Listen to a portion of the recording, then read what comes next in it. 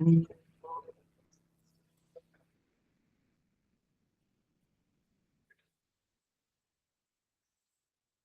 हम्म,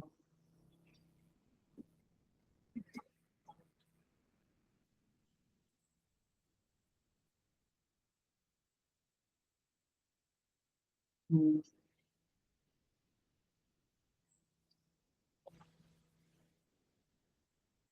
ओम सहनावतु सहनौ भुनक्तु सह वीर्यं करवावहै तेजस्विनावधीतमस्तु मा विद्विषावहै। ओम शांति शांति शांति।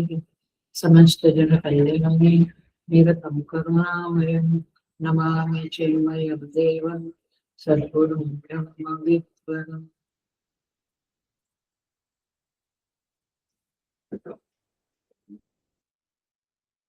Hari Om. I welcome you all with great love and great respect in this Bhagavad Gita discourses.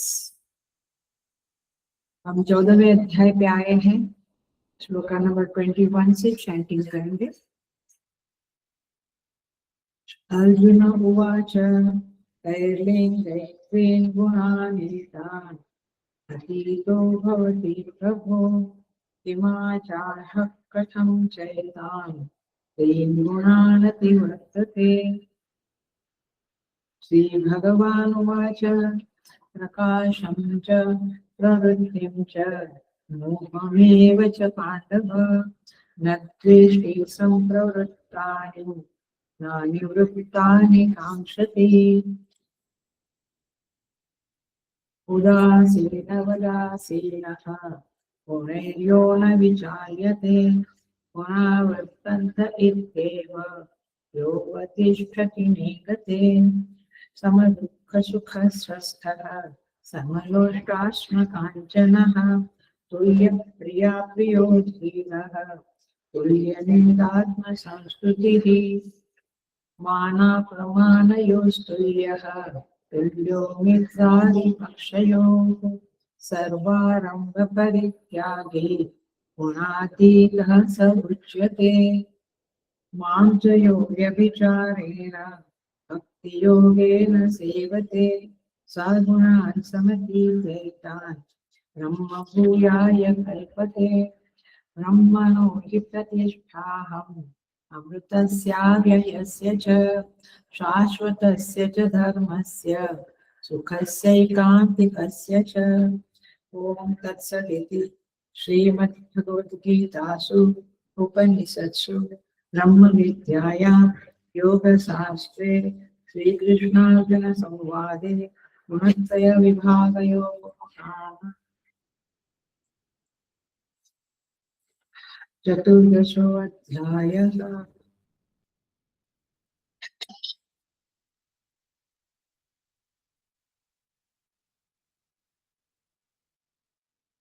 सो हम 25वें श्लोक पे आए हैं।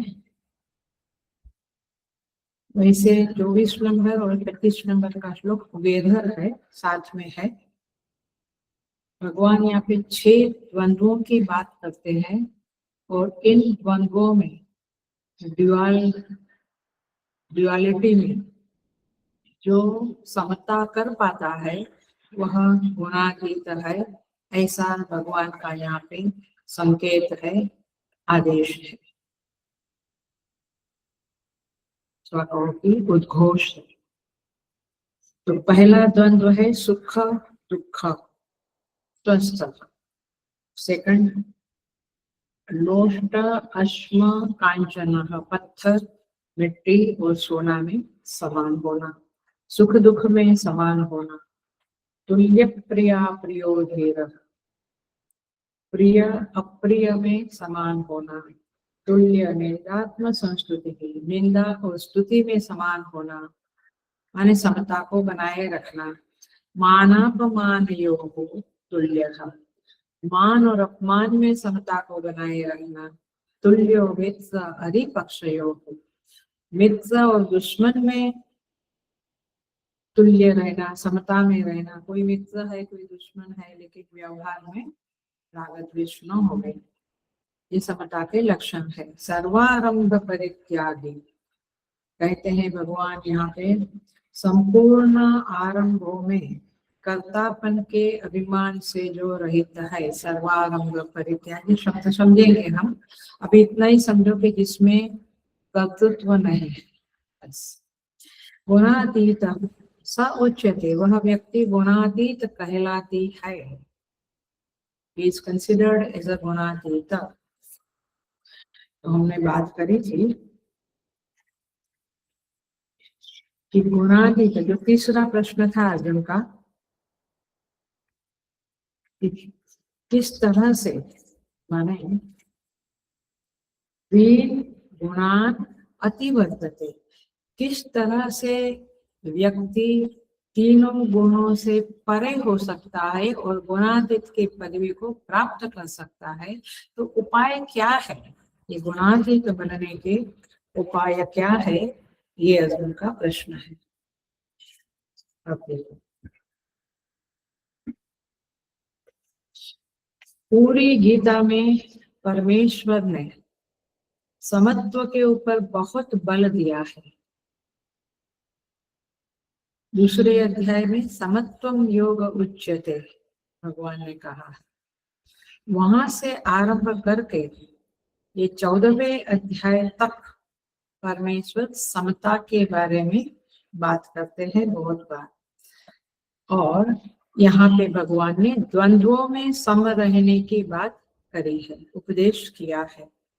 तो साधक को समता प्राप्त करना, उसे जीवन में धारण करना, ये बहुत महत्व की साधना है। यानी सारी साधना का सार ही यह है कि हम चित्त में समता को धारण करें। समत्व से बढ़कर साधक के जीवन में कोई बड़ी चीज नहीं होनी चाहिए। माने समता को कॉम्प्रोमाइज करके आपको मर्सिडीज मिलती है, आपको फार्म हाउस मिलता है, बड़ा घर मिलता है, no way, I don't want it. मुझे समता प्रायोरिटी में है, ये हमें याद रखना। तो ये साधक को ये बात बिल्कुल चित्त में भर कर रखनी चाहिए। कल हमने कहा था, ग्रुप में डाला था, क्या समता साधक का प्राप्तव्य है। साधक को क्या प्राप्तव्य, प्राप्तव्य माने मुझे चाहिए, तो मुझे ये चाहिए वो चाहिए नहीं। यदि आप अच्छे साधक हो तो आपको एक ही प्राप्तव्य है, क्या, समता। समता साधक का प्राप्तव्य है। बट उसके पहले हम साधकों को समता के प्रति महत्व बुद्धि होना आवश्यक है। ऐसी महत्व बुद्धि हमारी कहाँ कहाँ रहती है? सामान्य लोगों की तो 1000 चीजों में रहती है, बट साधक की भी कहाँ कहाँ रहती है? नौवे प्रायोरिटी, प्राथमिकता समता है। और उसमें महत्व बुद्धि मेरी भरपूर है। इस जगत की कोई चीजों में महत्व बुद्धि इतनी नहीं है जितनी समता में है। और मूल्य बुद्धि वो बहुत कीमती चीज है, सबसे ज्यादा कीमती चीज है तो समता है।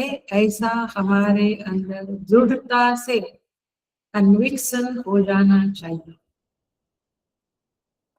तभी वह समता साधक के जीवन में लक्ष्य बन सकती है। और ये लक्ष्य को प्राप्त करना ही इस मनुष्य जीवन का सार्थकता है, जीवन की सार्थकता है। अब उसके उपायों के बारे में 6 पॉइंट्स है जो आज हम डील करेंगे। उपाय माने समता को मैं कैसे प्राप्त करूं, क्या करने से समता मेरे जीवन में और आती रहेगी। तो उसके उपाय है 6 उपाय। पहला है व्यवहार शुद्धि। पहले नाम ले लेती हूँ, फिर एक एक को डील करेंगे हम लोग। दूसरा उपाय है कर्तव्य निष्ठा।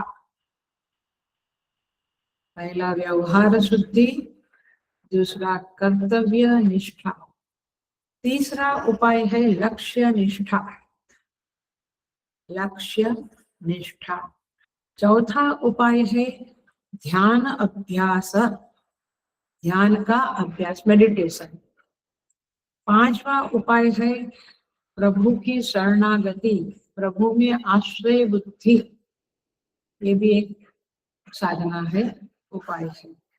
और छठा है स्वरूप स्थिति, जिसको ही सर्वारंभ परित्यागी कहेंगे। तो ये छठा उपाय है स्वरूप स्थिति। तो इस तरह से 6 हुआ, व्यवहार शुद्धि, कर्तव्य निष्ठा, लक्ष्य निष्ठा, ध्यानाभ्यास, प्रभु में आश्रय बुद्धि और स्वरूप निष्ठा। सो देखिए एक एग्जाम्पल देकर हम शुरू करते हैं। हरिद्वार हम सब लोग गए हुए हैं। हरिद्वार में हर की पौड़ी पे नहाना होता है। सब लोग नहीं नहाते, हम लोग तो प्रोक्षण करके ही संतोष मान लेते हैं, लेकिन नहाने वाले नहाते भी है। लेकिन नहाने का नियम क्या है? यदि बहुत बड़ा तरवैया है, स्विमर है तो अलग बात है, बट जनरली नहाने का प्रोटोकॉल है कि वहां पे एक सांकल होती है, चेन, उसको पकड़ के नहाओ। एक हाथ से पकड़ना है और दूसरे हाथ से माने पानी ये करना है, प्रोक्षण करना है। तो सांकल पकड़कर नहाना है। धारा क्योंकि इतनी तेज होती है कि सांकल छोड़ दी तो बह जाएंगे सीधे गंगा सागर, और इसीलिए यह है नहाने का एक प्रोटोकॉल है, एक उपाय है, otherwise you can't take bath. So ये गंगा की धारा, ध्यान से सुनना, यदि सांकल नहीं पकड़ी है तो आपको बहा देगी। वैसे ये संसार की धारा, ये 6 उपाय जीवन में नहीं है तो आपको बहा देगी, फिर आप समता को कभी भी प्राप्त नहीं कर सकते हैं। इसका अर्थ क्या हुआ? आप जीवन में हमेशा विषम रहेंगे, अर्थात डिस्टर्ब्ड रहेंगे, उद्विग्न रहेंगे, चित्त में अशांति रहेगी, अशुद्धि रहेगी। तो इसीलिए ये सांकल पकड़ लो, ये 6 पॉइंट्स की बिंदुओं की सांकल है, इसको हम पकड़ लें तो हम ये संसार की धारा से पार हो जाएंगे। सो देखिए इसमें पहला है व्यवहार निष्ठा अथवा व्यवहार शुद्धि।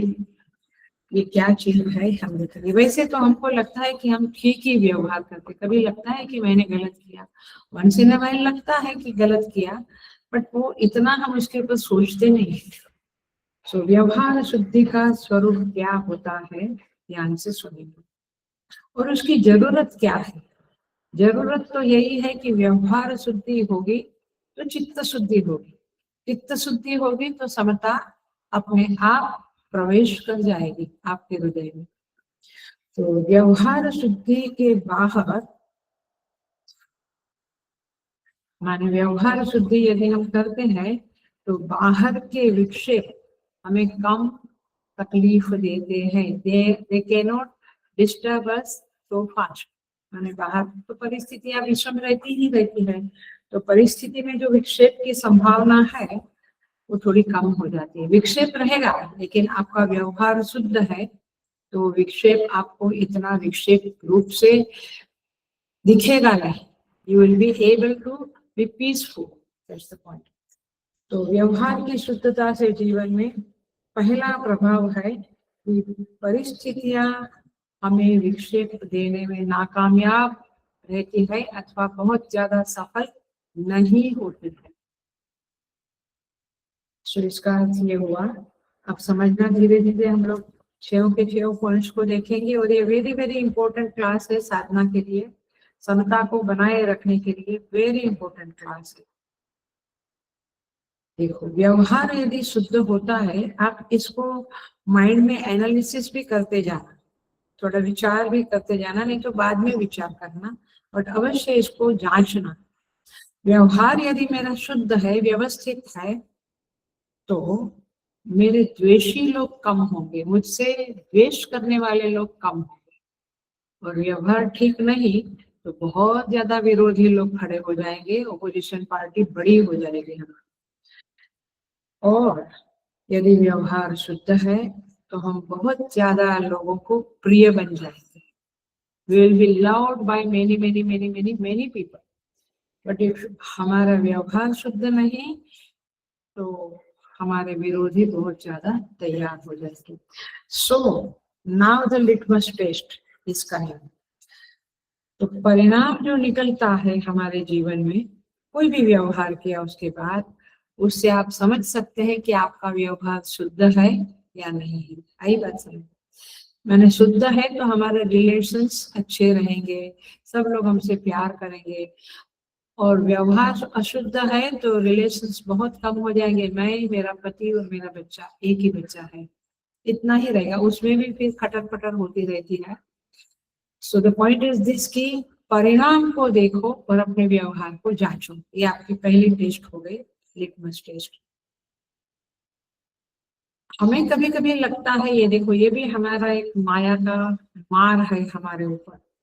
कभी कभी हमें लगता है कि मेरा व्यवहार तो बहुत ठीक है, दैट इज हिज प्रॉब्लम कि why he is having a disliking to me, why the person is dislikes me, ये उसका प्रॉब्लम है, मेरा तो व्यवहार ठीक है। नहीं, फिर भी आप थोड़ा सा जानो कि व्यवहार कैसा है, और ये टेस्ट करो कि मेरे कितने विरोधी हो रहे हैं और कितने प्रियजन हो रहे हैं, कौन मुझे प्यार करता है, कौन मुझे डिसलाइक करता है।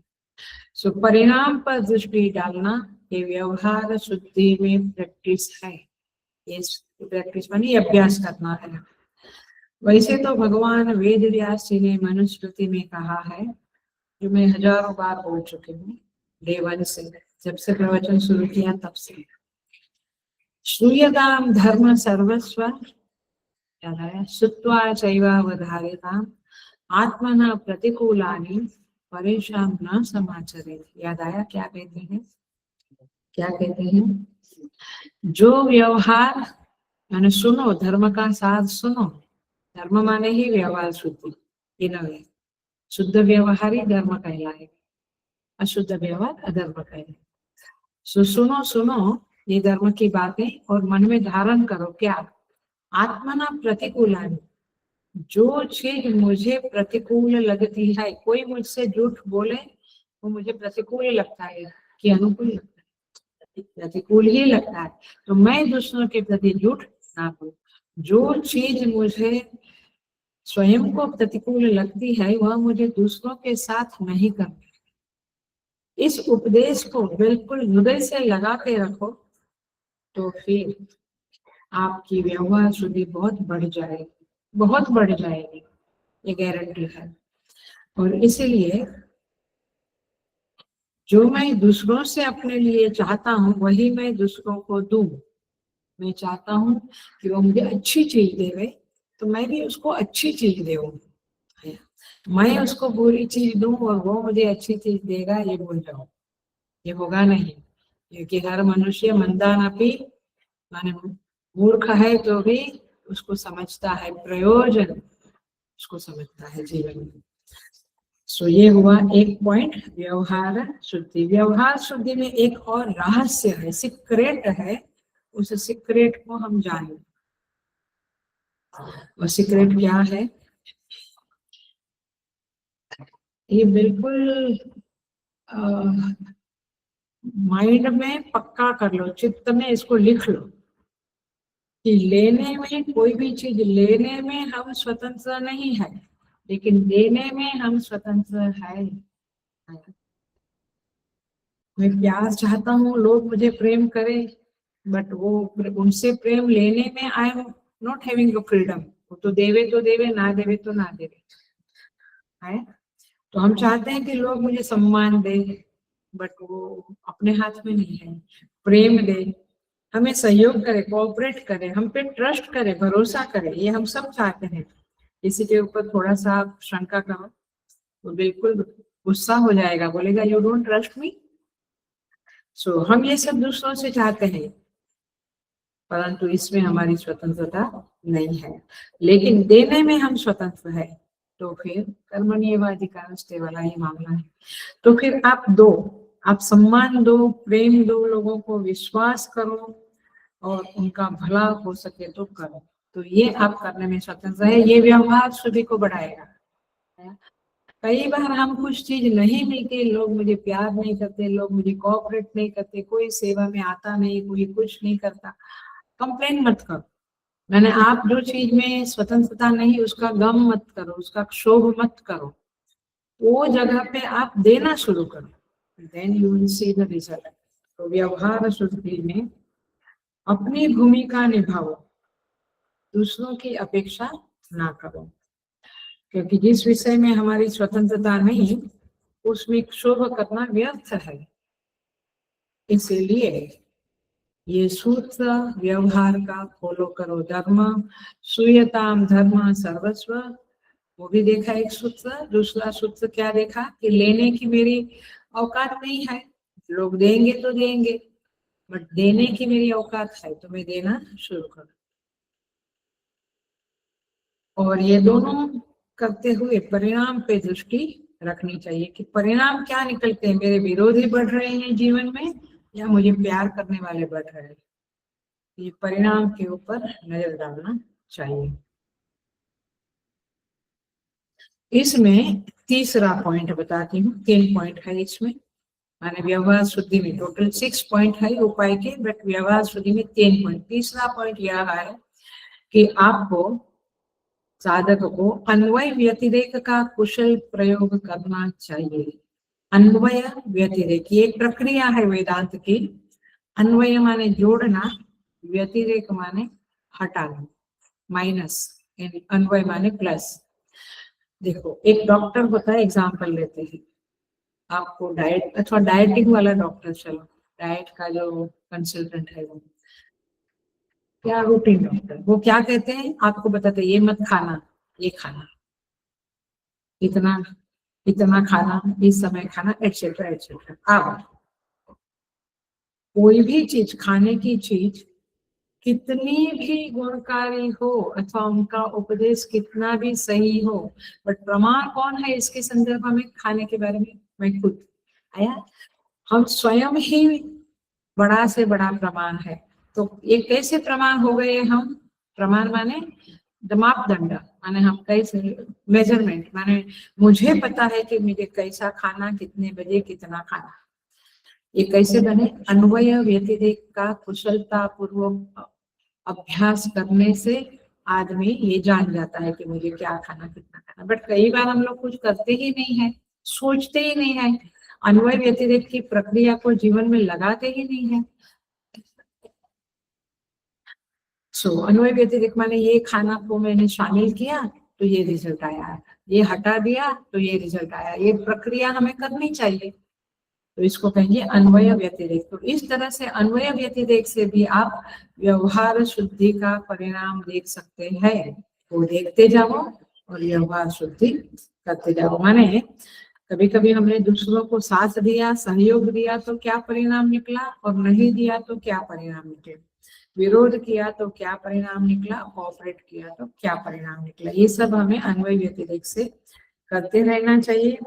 और फिर सपोज विरोध करना पड़ता ही है, कई बातों में विरोध करना पड़ता है, तो उसको किस तरह से, मैंने वो उसका बोलना, उसको शैली क्या वापरनी चाहिए, कौन सी शैली में विरोध करने का प्रक्रिया करना चाहिए, ये बातें हमें समझनी चाहिए। किस समय बोलना है, विरोध करना है, कितना विरोध करना है, ये सब बातों को कुशलता पूर्वक करने से व्यवहार शुद्धि होगी।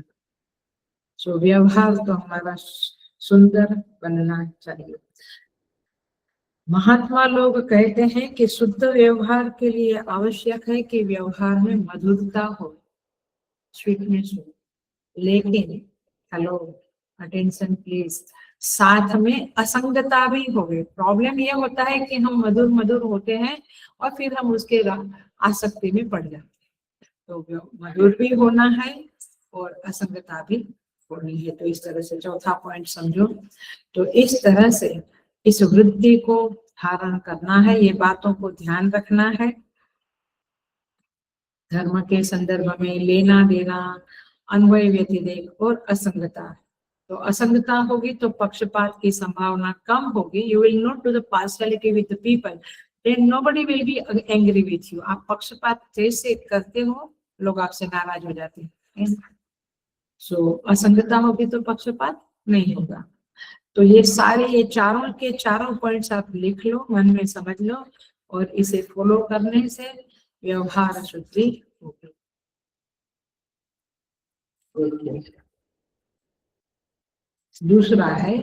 दूसरा उपाय है कर्तव्य निष्ठा। I should be doing my duty well. बहुत अच्छी तरह से मैं अपना कर्तव्य को निभाऊं। कभी कभी हमको लगता है कि हम तो कर ही रहे हैं, कौन सा हम कर्तव्य फॉलो नहीं करते, कमाते हैं, सामान लाते हैं, बच्चों को अच्छी तरह से पढ़ा रहे हैं, वाइफ को खुश कर रहे हैं। ठीक है, बट इसका जरा एनालिसिस समझ लो तो पता चलेगा। पहली बात यह है कि आपका स्वधर्म को आप ठीक से निश्चय करो। स्वधर्म माने मेरा ड्यूटी क्या है। चलो, तो जनरली तो ड्यूटी अथवा स्वधर्म आयुष्य, आयु हमारी क्या है, देश, वर्ण, काल, आश्रम, पद, प्रतिष्ठा, उपाधि, ये सबके ऊपर रहता है कि I am a house wife तो मेरा ये duty, I am earning person, मैं घर का मेन व्यक्ति हूँ तो मेरे ऊपर ये जिम्मेवारियां हैं। तो अपना स्वधर्म पहले फिक्स करो। बच्चों को भी सिखाओ कि उनका स्वधर्म क्या है, पढ़ाई करना, पेरेंट्स को रिस्पेक्ट करना। हर एक को अपना स्वधर्म समझना चाहिए, नहीं तो हमारे देश में संतों की, साधु संतों की, महान पुरुषों की, गुरुजनों की कमी नहीं है। आप अपने से जो बड़े हैं, विजडम में बड़े हैं, वैल्यू सिस्टम में बड़े हैं, उनसे बात करो। तो विशिष्ट पहचान हमारी बननी चाहिए, माने स्वधर्म का पक्का हो जाना चाहिए। इवन मैं सन्यासी हूँ तो सभी सन्यासियों का एक ही टाइप का सामान्य धर्म तो है, सच बोलो एटसेट्रा, हिंसा मत करो एटसेट्रा, लेकिन एक विशेष पहचान भी होती है। कोई सन्यासी प्रवचन करते हैं, कोई मैनेजमेंट करते हैं, तो वो अपना स्वधर्म अपने को जान लेना चाहिए। अकॉर्डिंग टू माई स्वभाव स्वस्य भाव, तो ये पक्का करो भाई। बहुत बार होता है ना, वो करता है कुछ, उसका स्वभाव है कुछ, म्यूजिक में उसको इंटरेस्ट है, बट उसको डाल दिया है आपने एमबीबीएस करने के लिए। सो कभी कभी ये बात हमें समझता नहीं है। तो दूसरी बात है कि हमारा, सुन लेना, ध्यान से सुन लेना, हमारा राग द्वेष यदि प्रबल है तो कर्तव्य निष्ठा नहीं हो पाएगी। राग माने आसक्ति कहीं पर है, सीधी सी बात है, आपकी आसक्ति है कि जॉब के बाद मुझे बैडमिंटन खेलने जाना है या क्लब में जाना है, तो फिर आपकी आसक्ति वहां है, तो फिर आप घर के प्रति जो कर्तव्य है वो निभा नहीं सकेंगे। खाने के प्रति राग है, व्यक्ति के प्रति राग है, कुछ एक्टिविटी के प्रति राग है, आसक्ति है, तो कर्तव्य निष्ठा में बाधा आएगी आएगी और आएगी।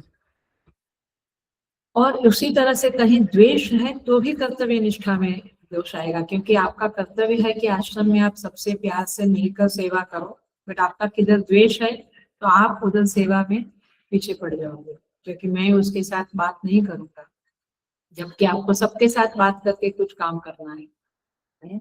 तो कर्तव्य आपका ठीक से निभा नहीं सकेंगे। तो पहली बात है स्वधर्म जानो, राग से और द्वेष से मुक्त रहो, तब जाके कर्तव्य निष्ठा होगी।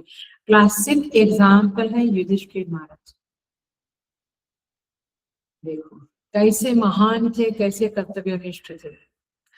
जिस व्यक्ति ने उनको 10 दर भटकाया, जिसके कारण पांडवों के सारे पुत्र मारे गए, उस युद्ध के मूल कारण धृतराष्ट्र थे। वे चाहते तो युद्ध रुकवा सकते थे। वह उस धृतराष्ट्र को युद्ध पूरा होने के बाद महल में रखा, अपने महल में रखा, और रोज सुबह धृतराष्ट्र और गांधारी को प्रणाम करने जाते थे, खबर अंतर पूछने जाते थे, कैसे हो, कुछ चाहिए। कर्तव्य तो है ही उनका, क्योंकि अपने माने बड़े हैं, लेकिन माने पिता की जगह पे है ये, नवे पांडु के बड़े भाई है, लेकिन यदि उनको राग होता, माने द्वेष होता, तो वो ये कर्तव्य निभा नहीं सकते थे। बोलेंगे मैं क्यों, उन्होंने मेरा कितना नुकसान किया, मैं उनका वो भी नहीं देखेगा, तो वो कर्तव्य निष्ठा में नहीं आएंगे। माने he will not be able to follow his duties, but उन्होंने अंत तक उसको निभाया। मतलब ये है कि एक कर्तव्य निष्ठा की सांकल को पकड़कर आदमी संसार की धारा में आराम से तैर सकता है, आगे जा सकता है। लेकिन तो कर्तव्य निष्ठा और व्यवहार शुद्धि ये सांकल के समान है, छह पॉइंट्स उपाय सांकल है हमारे, चेन है हमारे, जहाँ हम संसार धारा में बहे न जावे और दूसरे किनारे लग जावे। इसलिए भगवान कहते रागद्वेष युक्तैस्तु विषयान इंद्रियैश्चर आत्मवश्य विधेयात्मा प्रसादम अधिगच्छति। कौन सा चैप्टर? सेकंड चैप्टर, स्थित प्रज्ञ लक्षण। तो ये कर्तव्य निष्ठा ये जबरदस्त चीज है और हमें उसको निभाना ही चाहिए। कोई सुख दे, कोई दुख दे, लेकिन हमारा उनके प्रति जो कर्तव्य है वो हमें करते रहना है। Simple, that's the point. कई जगह पे ये दिखता भी है, बड़ा मान होता है, सम्मान होता है हमको उस व्यक्ति को देखकर कि उसको कितना दुख देते हैं। पार्टनर माने पति पत्नी में भी है, ऑफिस में भी है, बट वो ऑफिस के प्रति जो कर्तव्य है वो निभाता है। क्योंकि मेरे कलीग्स ने, मेरे चीफ ऑफिसर या जो भी है वो मुझे तंग करता है तो मैं कंपनी का नुकसान करता है। मेरा कर्तव्य है मुझे कंपनी को प्रॉफिट दिलवाना है। तो व्यक्ति हर जगह पे ये कर्तव्य निष्ठा का गुण दिखना चाहिए, घर में भी और बाहर भी। तो इस तरह से, क्योंकि रुचि परायणता जो है, जैसे मैंने अभी कहा कि हम क्लब में चले गए, तो रुचि परायणता कर्तव्य निष्ठा को मार डालती है, मैंने उसमें बाधा डालती है। तो अपनी रुचि का भी ख्याल करें और कर्तव्य का भी ख्याल करें और आगे बढ़े। ये हुआ सेकंड पॉइंट। तीसरा पॉइंट है लक्ष्य निष्ठा। मेरा गोल फिक्स होना चाहिए, मुझे जीवन में क्या चाहिए। नहीं मुझे इनसे भी संबंध रखना, उनसे भी संबंध रखना, तो रास्ते में मिल गया। मैं आ तो रही थी सत्संग में, आश्रम में, लेकिन वो मिल गया बीच में। अम्मा जी कैसे उनके दिल को नाराज करूं, इसका मतलब एक तो अक्ल है नहीं। मैं ऐसा ही बोलूंगी, बुद्धि नहीं है।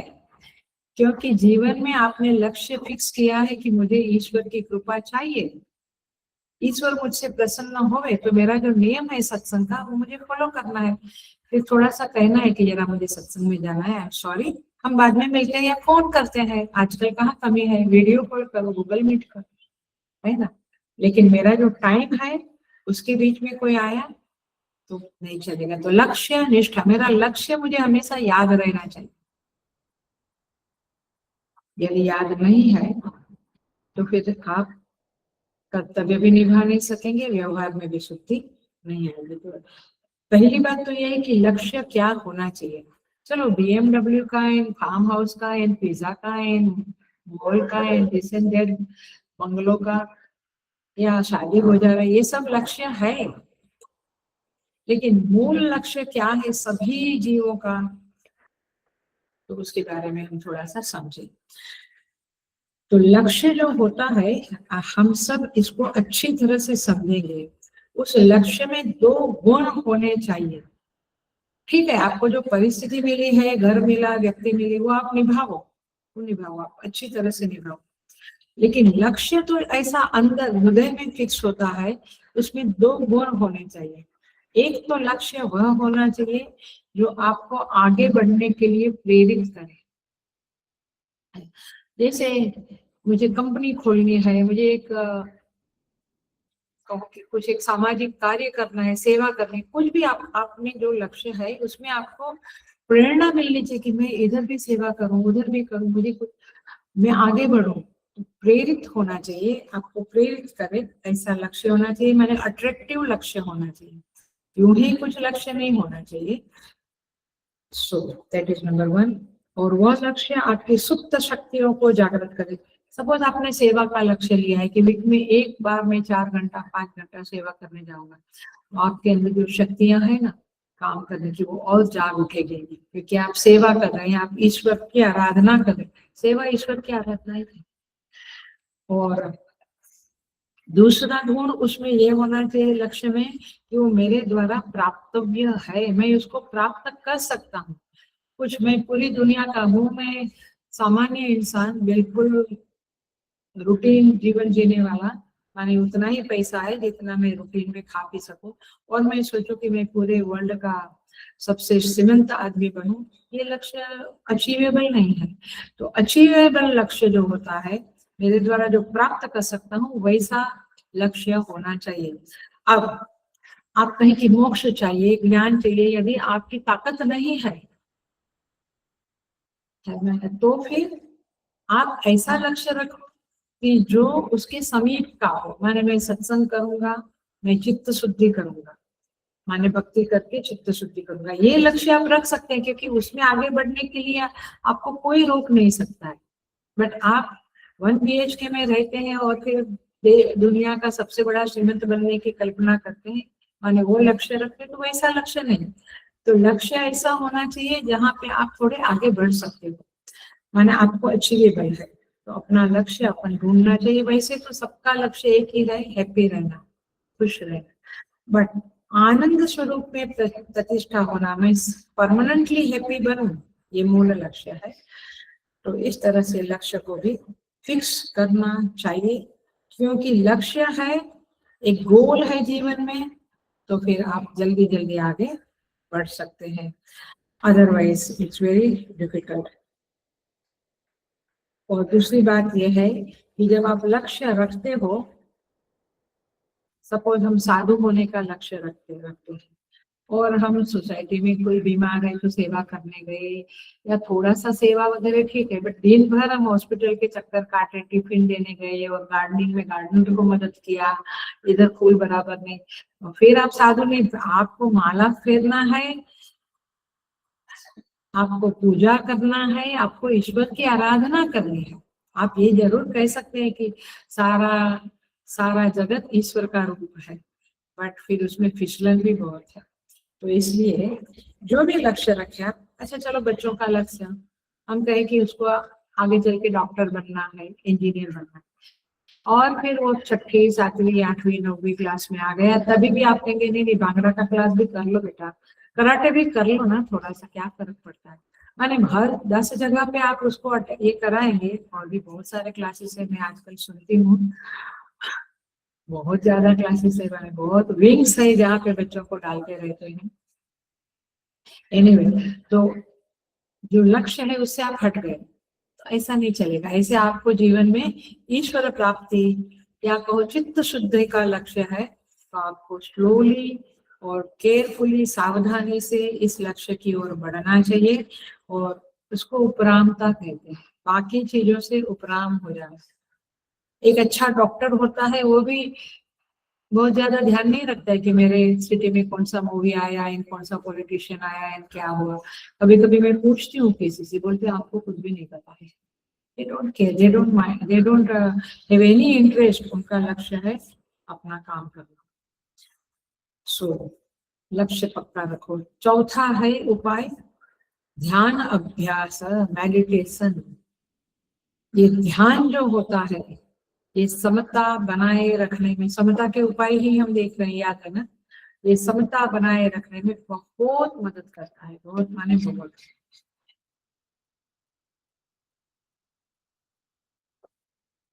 जो लोग करते होंगे वे मुझसे सहमत होंगे, इस बात से सहमत होंगे भगवान की कि देखिए भगवान ने 12वें अध्याय में कहा है, 12th चैप्टर में, श्रेयो ही ज्ञानम अभ्यासात् ज्ञानात् ध्यानम विशिष्यते। माने सिंपल अभ्यास, सिंपल रोज एक पानी चढ़ाया, फूल चढ़ाया, एक सिंपल अभ्यास है, उससे ज्ञान बेटर है, और ज्ञान से भी ध्यान बेटर है। माने ये कौन सा ज्ञान, अपरोक्ष ज्ञान नहीं, परोक्ष ज्ञान जो हम अभी प्राप्त करते हैं ना आप लोग सत्संग के द्वारा, ये परोक्ष ज्ञान है। तो खाली पूजा करना, पाठ करना खाली ऐसे ही, उससे अच्छा है कि थोड़ा ज्ञान भी प्राप्त करें, और ये परोक्ष ज्ञान है, उससे अच्छा है कि ध्यान कर। तो भगवान यहाँ पे ध्यान को बहुत बड़ा महत्व देते हैं 12वें अध्याय में, इस श्लोक में। और यहाँ पे समता का उपाय भी संतों ने ध्यान बताया है। इसलिए 6ठे अध्याय में भी भगवान कहते हैं उपविश्यासने युज्यात् योगम आत्मविशुद्धि, चित्त शुद्धि के लिए आप एक आसन पे बैठ जाओ और परमात्मा से जुड़ जाओ। युज्यात् कैसे? समंकाय शिरोग्रीवम, क्या कहता है, धारयन् अचलम स्थिरः संप्रेक्ष्य नासिकाग्रं स्वं दिशश्चानवलोकयन्। इधर उधर मत देखो, माने मुंडी हिला के देखने वाली बात नहीं है, चित्त से भी इधर उधर मत जाओ, ये ध्यान का अभ्यास है। सो ध्यान बहुत बड़ी चीज है, बहुत बड़ी चीज है। और हमने 6ठे अध्याय में बहुत सारी चीजें ध्यान के बारे में, बहुत सारे उपाय, उसकी प्रक्रिया वगैरह बताया है।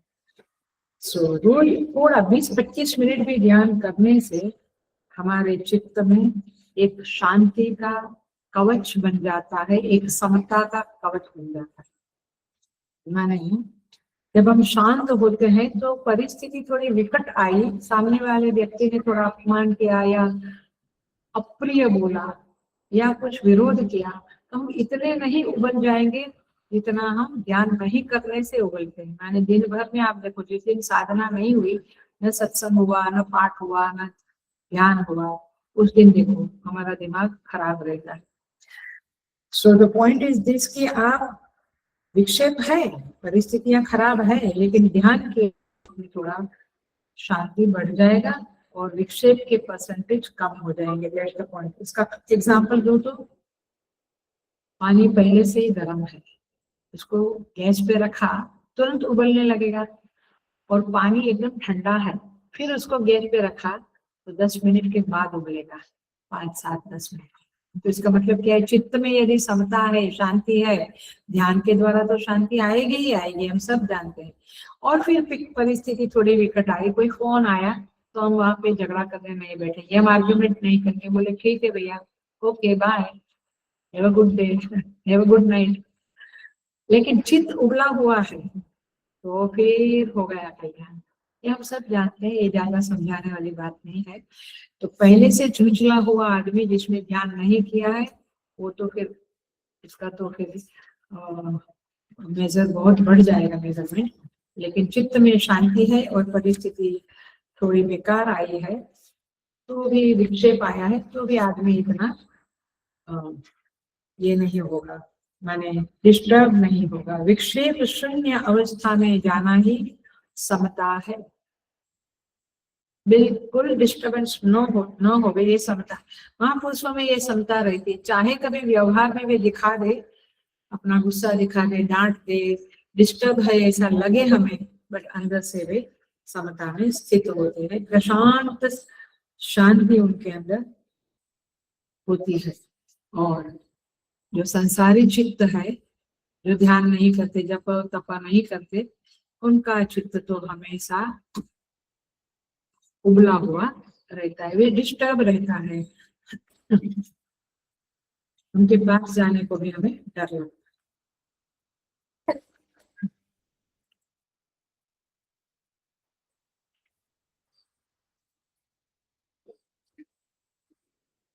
तो ये हुआ चौथा पॉइंट। 5वां पॉइंट है प्रभु का आश्रय।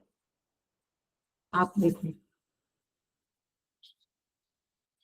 भगवान का आश्रय का क्या अर्थ होता है?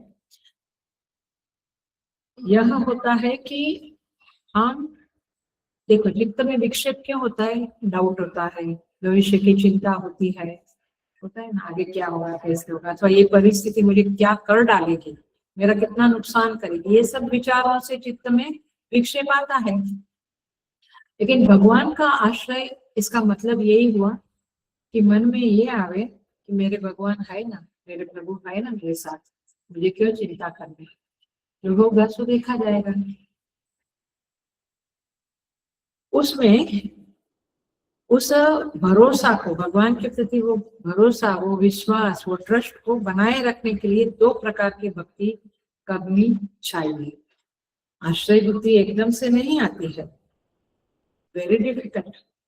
वो तो हम जब इधर संसार की सब चीजों से नाकाम होते हैं, माने हमें वो मदद नहीं करती है संसार की चीजें, तब जाके हम भगवान को पकड़ते हैं। सो दो भक्ति है, एक है वैधि भक्ति और एक है प्रेमा भक्ति। आप बोला है बहुत बार, फिर भी एक बार सुनते। वैधि भक्ति का अर्थ होता है मैं रोज इतना जप करूंगा, इतना पाठ करूंगा, इतना मेडिटेशन करूंगा, ये सब ये विधान जो बना के रखे हैं हमने अपने लिए, वैधि भक्ति है। पूजा करूंगा, ये वैधि भक्ति है। और प्रेमा भक्ति माने भाव प्रधान भक्ति।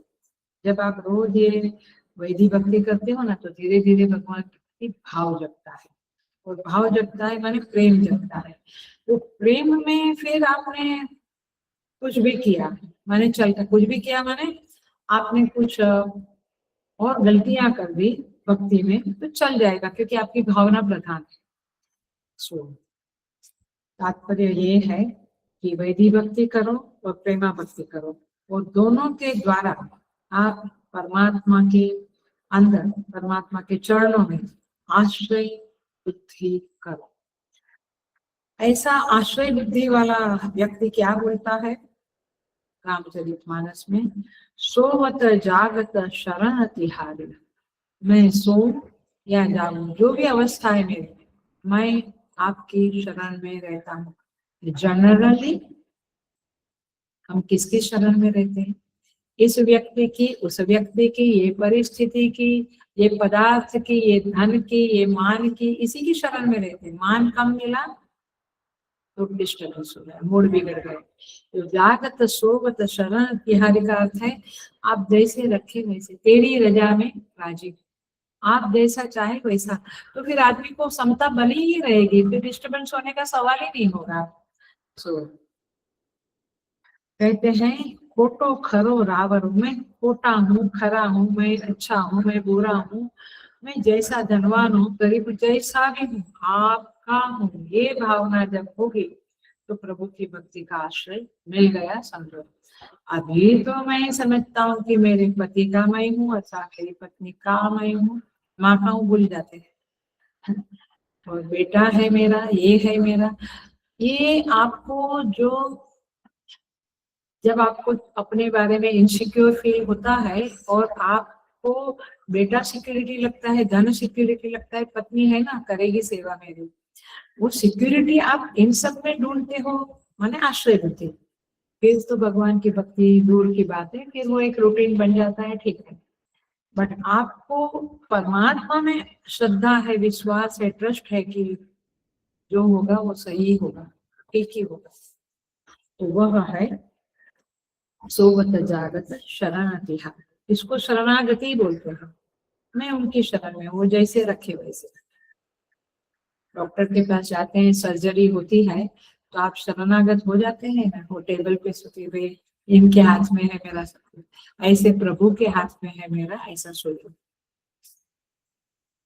गोस्वामी जी कहते हैं मेरो भलो कियो राम आपनी भलाई, माने आपने ही मुझे पकड़ा और मैं, मुझसे शरणागति करवाई और मेरी मुझे भक्ति प्रदान की, मेरी तो ताकत नहीं थी, मेरी तो कोई औकात नहीं थी।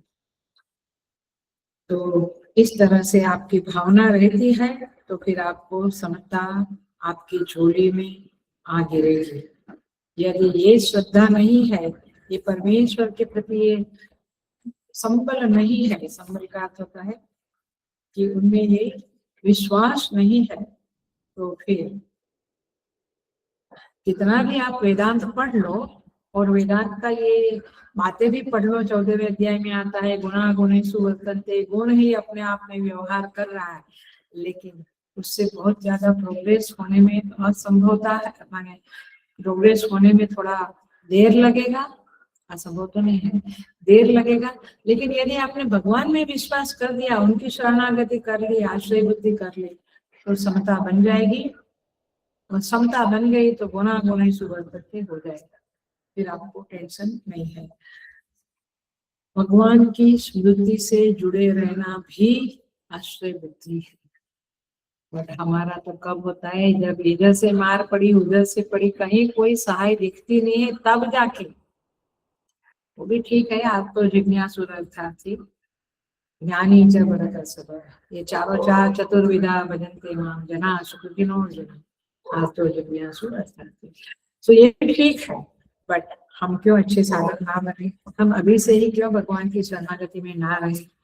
तो इसलिए ये शरणागति बहुत बड़ी चीज है और हमें वो करना ही करना है। देखो एक एग्जाम्पल देती हूँ, आपको नहीं जमेगा, आपको बहुत मजा भी नहीं आएगी, अथवा आप कहेंगे कि ऐसा थोड़ा होता है, बट ऐसा ही होता है।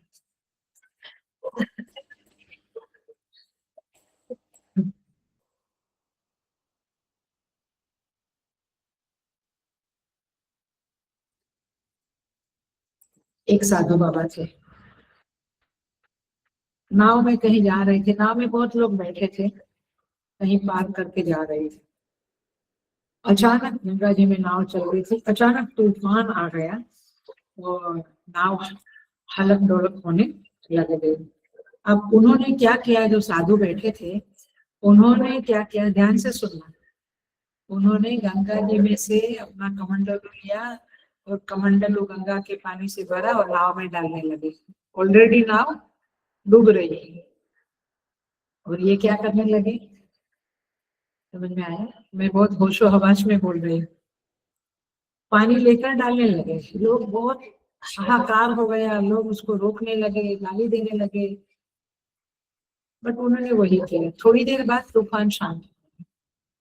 अब वे क्या करने लगे, नाव में जो पानी था वो कमंडलू से उठाकर नदी में डालने लगे। लोग पूछने लगे, महात्मा जी आप ये क्या, ऐसा क्यों कर रहे हैं, आप उल्टा कर रहे हैं आप।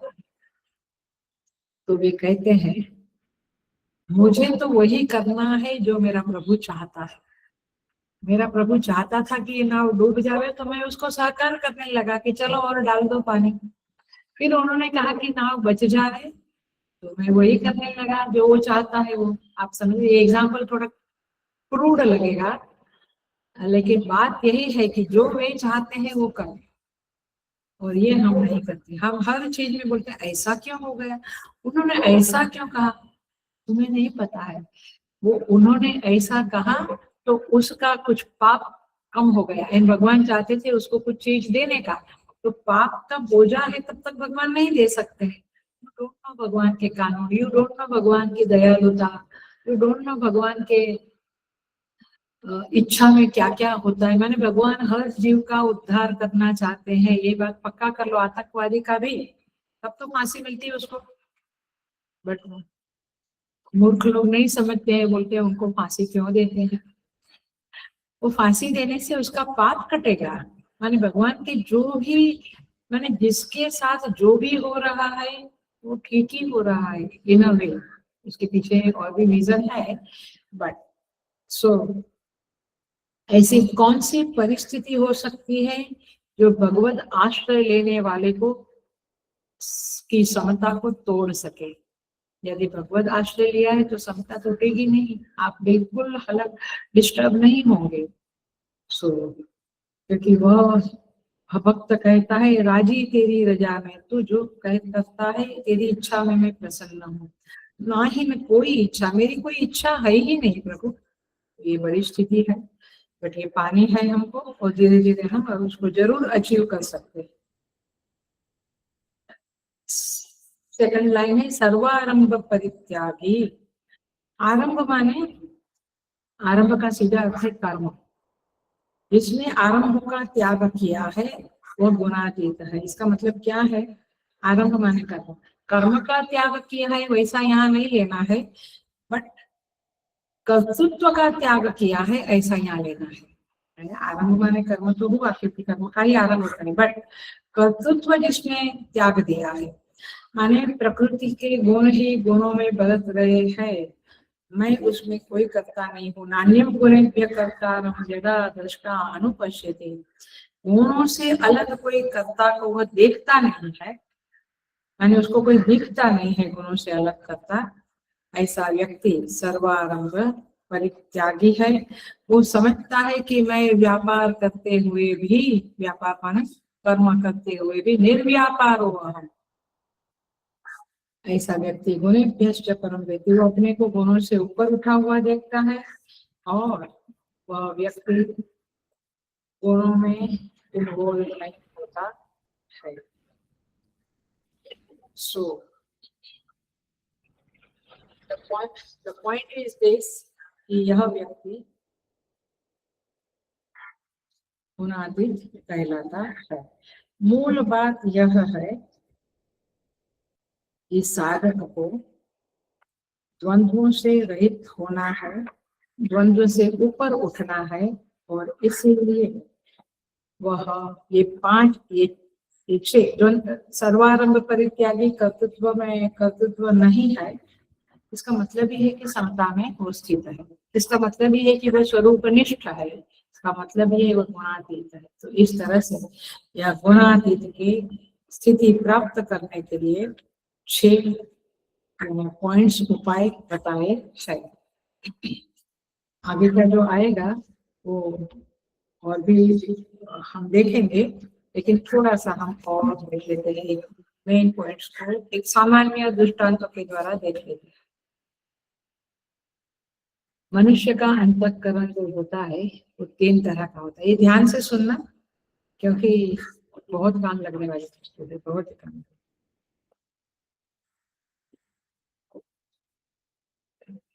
अपना अंतःकरण कैसा है वो हम देखें। ऐसा भी होता है, ये 3 तरह का अंतःकरण होता है, तो ये प्रायोरिटी से है। हमारा अंतःकरण भी तीनों तरह का हो, एक ही जीवन में तीनों तरह का, कभी आज ऐसा कल ऐसा कल ऐसा हो सकता है। तो प्रायोरिटी से अपन देखना है हमको खुद को, अपना अंतःकरण कैसा है। एक है पत्थर की तरह, दूसरा है बालू रेती की तरह समुद्र के पास, और तीसरा है पानी की तरह। अब देखो, पत्थर की तरह अंतःकरण है माने कैसा है?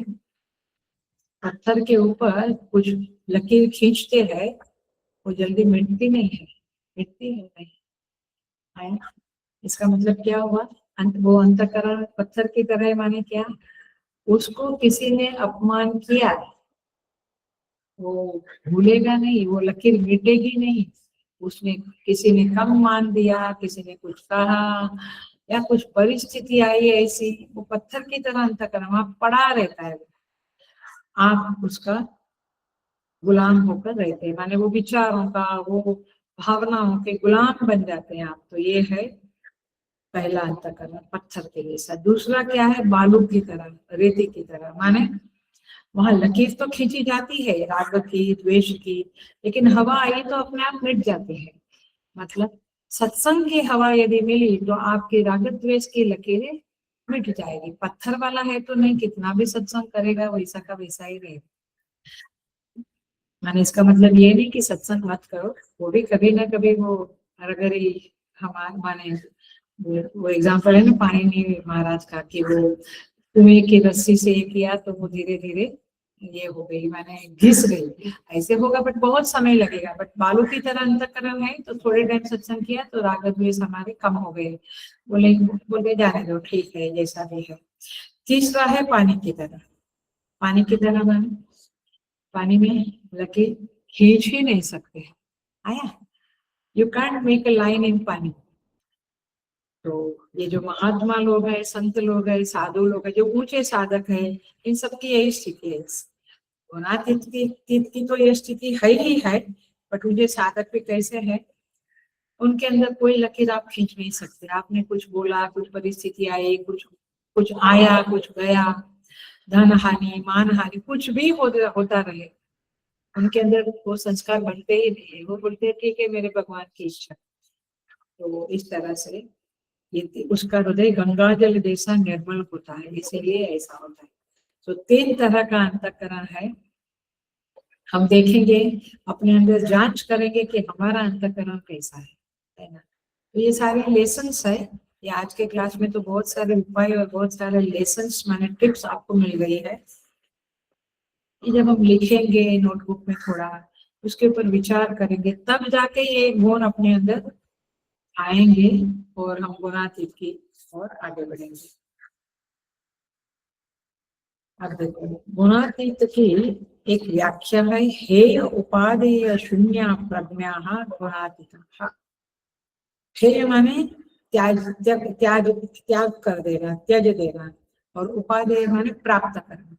जिसकी जिसके चित्त में किसी वस्तु के प्रति दोष बुद्धि आई तो उसका त्याग करते हैं। बहुत वस्तु क्या व्यक्ति के प्रति भी दोष बुद्धि आती है तो डाइवर्स दे देते हैं, त्याग कर देते हैं।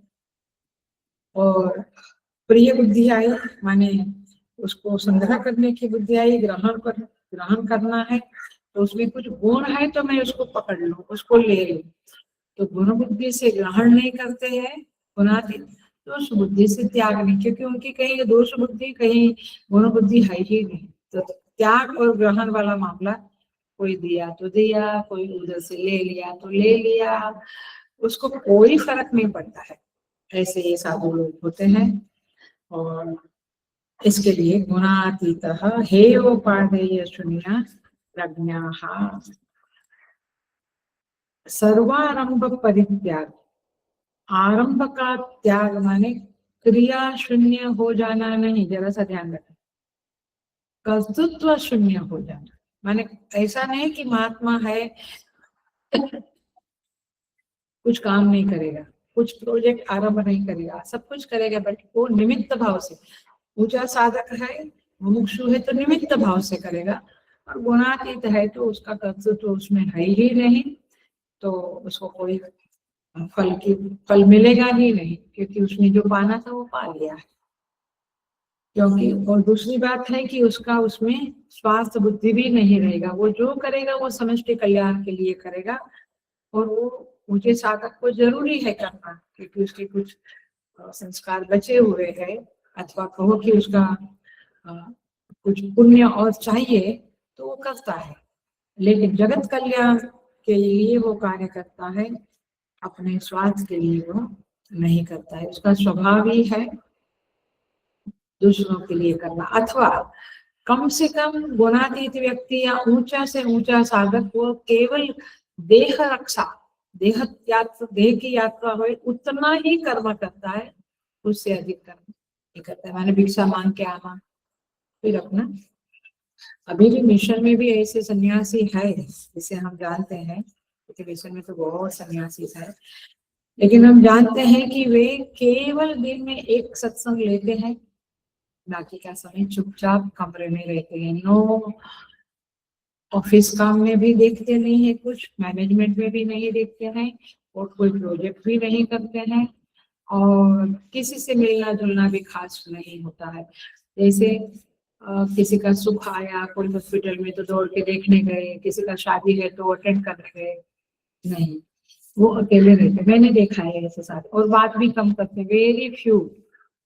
उनके पास व्हाट्सएप तो होता ही नहीं है, वे सादे फोन कहाँ, मेड लोग भी आजकल तो एंड्रॉइड ही वापरते हैं, बट सिंपल फोन वापरते हैं, और बस काम जितना है उतना बात करते हैं।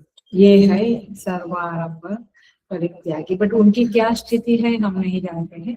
हर एक का अपने अपने संस्कार के अनुसार परमेश्वर उनको उस परिस्थिति में डालते हैं और वे अपना कर्तव्य करते हैं।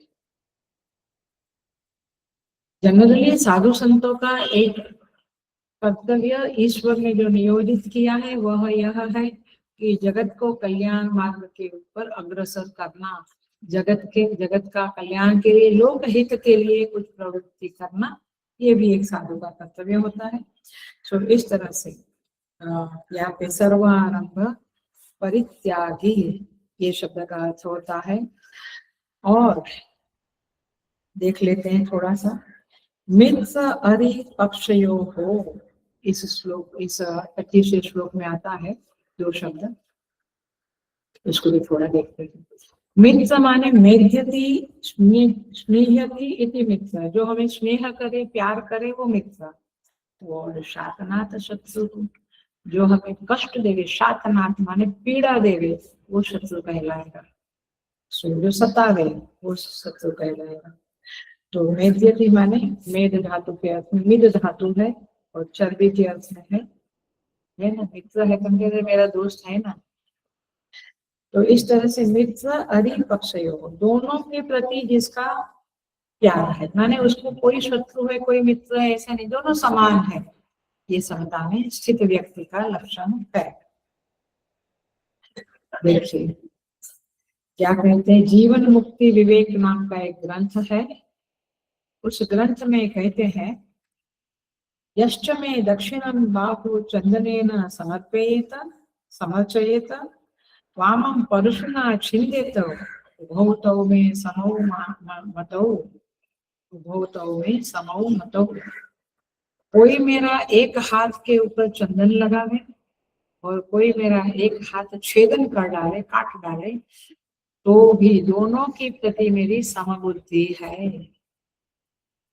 ये बहुत डिफिकल्ट है। इसका मतलब इतना ही है कि कोई मेरा थोड़ा बिगाड़ता है, कोई मेरा मुझे मदद करता है, सबके प्रति मेरा भाव सेम है। और ज्ञानियों का, संतों का ऐसा ही स्वभाव रहता है। प्रहलाद जी का एग्जाम्पल क्लासिकल है, जो कृत्या नाम की राक्षसी थी, जो शुक्राचार्य के मंत्र बल से उत्पन्न हुई थी, और उसने षंड अमर का, माने ये लोगों ने प्रहलाद जी को, और कृत्या ने प्रहलाद जी को मारने के लिए प्रयत्न किया, फिर कृत्या ने उनको मार दिया, षंड अमर को मार डाला। तो प्रहलाद जी बहुत दुखी हुए, ये तो मेरे गुरु के पुत्र है। तो क्या बोलते हैं, हाथ में पानी लेके छिड़कते हैं और क्या बोलते हैं, यदि मेरे मन में विष देने वाले, पर्वत से गिराने वाले, अग्नि में जलाने वाले के प्रति द्वेष न होवे, तो उस समता के प्रभाव से मेरे गुरु पुत्र जीवित हो जावे, और वे जीवित हो गए। देखो, इसको कहेंगे समता का सिखाया। क्लासिक एग्जाम्पल है प्रहलाद जी का समता में। और हमारे भगवान जी का, विष्णु भगवान का, देखो महाभारत का युद्ध समाप्त हो गया। अश्वत्थामा ने पांडव वंश के नाश के लिए ब्रह्मास्त्र का प्रयोग किया।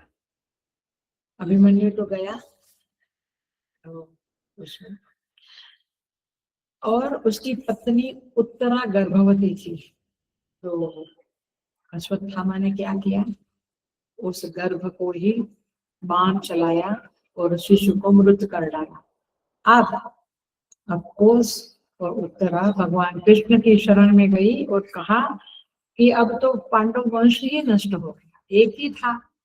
भगवान ने क्या कहा, हाथ में पानी लिया और पानी छिड़का और कहा कि यदि मैं अर्जुन का सारथी हूँ अथवा था, लेकिन दोनों पक्षों के प्रति मेरी समता है, दोनों पक्षों के प्रति मेरा समभाव है, तो यह मृत शिशु जो परीक्षित था वो जाग उठे, जीवित हो जाए, और वो जीवित हो गए। आप देखो ये लोग समता में कैसे स्थित हो गए। वो चलो उस समय की बातें हैं, बट अभी भी हम देखते हैं कि जो संत महात्मा गुरुजन समता में स्थित है, उनकी बात सुना विरोधी भी मानते हैं और ये पक्ष वाले, दोनों पक्ष वाले मानते हैं, और फिर वे गुरुजन उनकी संधि करा देते हैं। क्यों? क्योंकि उनका किसी के प्रति राग और किसी के प्रति द्वेष नहीं होता है। वे चाहते हैं कि सबका कल्याण हो, that's the only thing they want in this world. तो इस तरह से ये समता बहुत बड़ी चीज है। थोड़ा सा एक हल्का सा व्यावहारिक लाभ देखेंगे ये समता का। ये दुश्मन और दोस्त के प्रति यदि हम शरण समता में है, तो हमारा चित्त में शांति बनी रहेगी।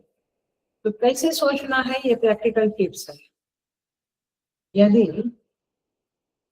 मित्रता, ये मित्र मेरा विषाद हरण करने की औषधि है, राइट, यस, वो मेरे आसपास है, मेरे दुख को थोड़ा कम कर देता है, कुछ मुझे धैर्य धारण कराता है।